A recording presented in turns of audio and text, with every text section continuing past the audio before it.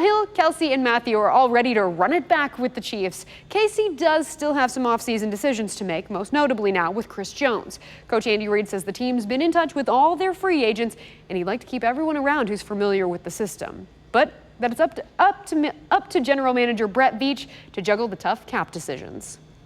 So we try to stay in touch as coaches. We try to stay in touch with everybody. As far as Brett, he's been doing all the other things behind the scenes with that type of thing, and agents and so on. You know, they've had communication, which means as many guys you can keep, you'd love to do that. I mean, that's part of it. There's the other part. I mean, you know, Beach has got to sit there and juggle the salary cap and do all that. And so logic tells you that, I mean, as many guys you can keep that are familiar with what you're doing on either side of the ball, special teams likewise, you'd like to be able to do. But again, there are a whole lot of variables that go into it.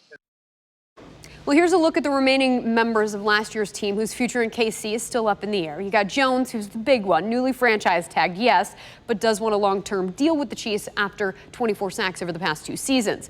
Then Bashaud Breeland also still out there, and the Chiefs do need cornerback help after Kendall Fuller departed for Washington. Darren Lee, Xavier Williams, and Spencer Ware also still on the market. Well, this is what the scene will hopefully look like when the NFL draft comes to KC in 2023. This is what the 2020 NFL draft will look like in April.